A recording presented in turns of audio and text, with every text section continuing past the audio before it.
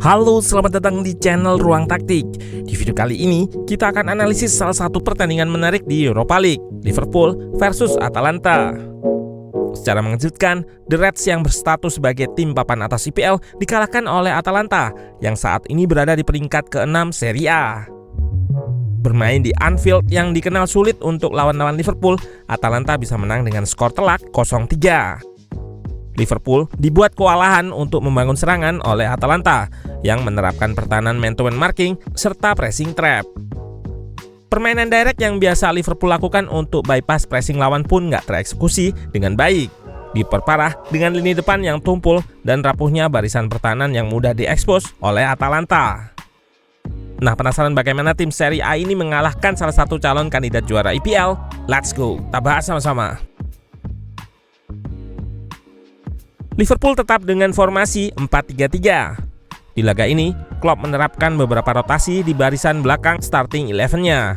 Tsimikas gantikan Robertson di sisi kiri. Konate starter berduet dengan Van Dijk di tengah, dan Joe Gomez di posisi fullback kanan. Di lini tengah, Szoboszlai yang biasa starter digantikan oleh Curtis Jones guna melengkapi Endo dan McAllister. Di depan, Mo Salah dan Luis Diaz dirotasi. Keduanya digantikan oleh Harvey Elliott dan Cody Gakpo yang mengapit Darwin Núñez di tengah. Sementara Atalanta menggunakan formasi 3-4-1-2. De Ketelaere sebagai second striker yang menopang Scamacca. Koop Meiners di belakangnya sebagai penyerang lubang. Lini tengah diisi oleh Ederson dan Pasalic, diapit dua wingback Ruggeri serta Zappacosta. Di barisan pertahanan, Gasperini memberikan peran hybrid kepada Martin de Roon yang bisa jadi center back sekaligus DM, naik turun. Atalanta menggunakan man-to-man marking untuk meredam bangun serangan Liverpool. Tim asuhan Gianpiero Gasperini ini menempatkan banyak pemain di depan guna marking setiap pemain Liverpool di belakang. Namun Atalanta nggak langsung ngepres untuk mengejar bola. Mereka membiarkan Kelleher untuk menguasai bola dan akan menutup semua opsi passing terdekat. Saat Kelleher melepaskan umpan, baru Atalanta akan bereaksi dengan meningkatkan intensitas pressingnya. Di dua klip ini terlihat umpan sirkulasi yang dilepaskan Kelleher ke back sisi kiri langsung direspon oleh pemain Atalanta dengan melakukan pressing berbasis man-to-man marking.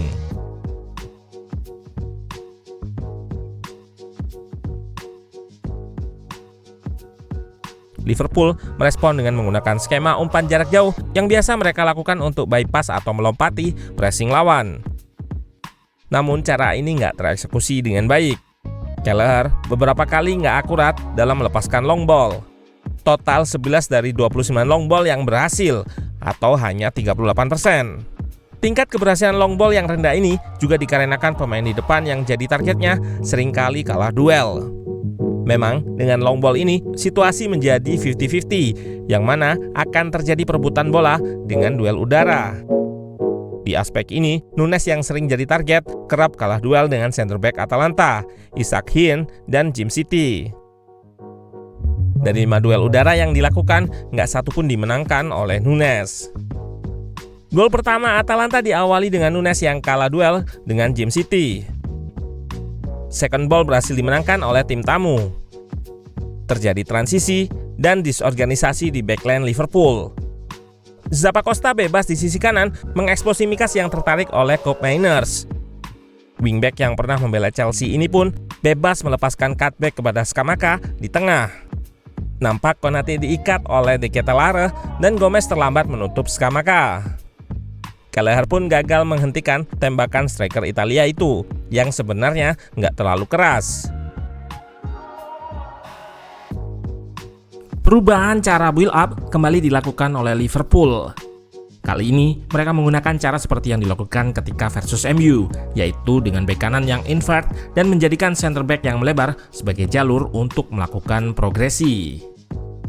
Versus Atalanta ini, Gomez yang invert digunakan untuk buka ruang di sisi kanan bagi Konate yang jadi outlet progresi. Konate berada dalam cover shadow dari Scamacca dan Liverpool menggunakan umpan segitiga untuk melewatinya.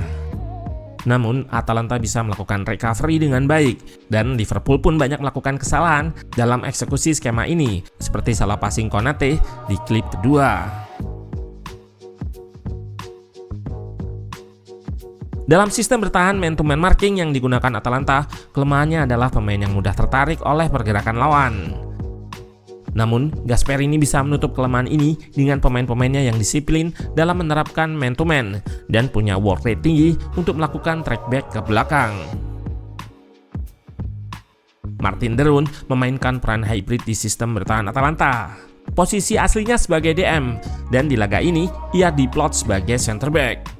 De Roon diberikan tugas untuk bisa naik turun menutup celah di lini tengah dan lini belakang.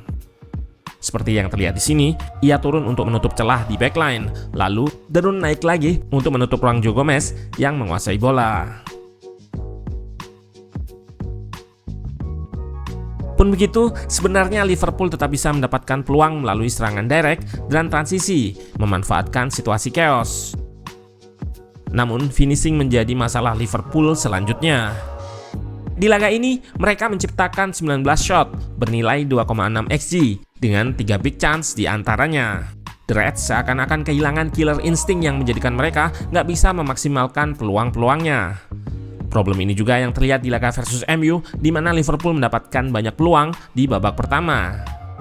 Tertinggal 1 gol, Klopp langsung memasukkan pemain-pemain inti seperti Salah, Robertson, dan Szoboszlai.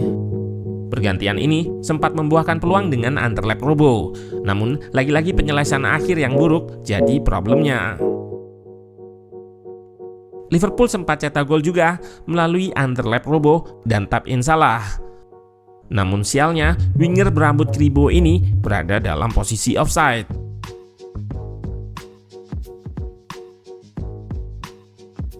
Finishing yang bapuk diperparah dengan lini belakang yang rentan terekspos.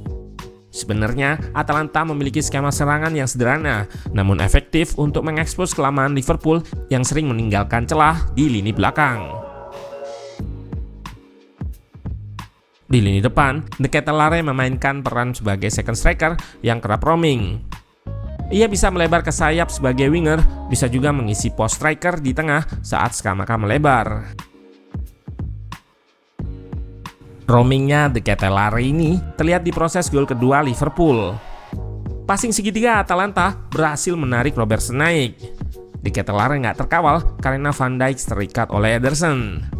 Pemain pinjaman dari AC Milan ini melepaskan crossing mendatar kepada Scamacca yang juga lolos dari kawalan di tengah. Terlihat sebelumnya, striker Italia ini sengaja memposisikan dirinya pada posisi offset atau di belakang backline Liverpool, sehingga ia bisa unggul momentum ketika menerima umpan dari De Ketelaere. Problematiknya Liverpool di laga ini semakin parah ketika Atalanta berhasil cetak gol ketiga memanfaatkan kesalahan fatal. Szoboszlai yang mendapatkan pressure dari Scamacca nggak sempurna dalam melepaskan back pass ke Konate. Bola dicuri di saat defense Liverpool masih dalam shape menyerang. Pertahanan Liverpool yang kocar-kacir diekspos oleh dua pemain, Ederson dan Pasalic yang tetap onside karena Van Dijk masih menggantung di belakang. Margin 3 gol jadi beban yang berat bagi Liverpool menatap leg kedua nanti. Di samping itu, kebiasaan buruk asuh Klopp yang sering buang-buang peluang dan lini belakang yang rapuh ini harus segera dihilangkan, mengingat Liverpool masih memiliki peluang untuk bersaing meraih juara Europa League dan EPL di musim terakhir Klopp.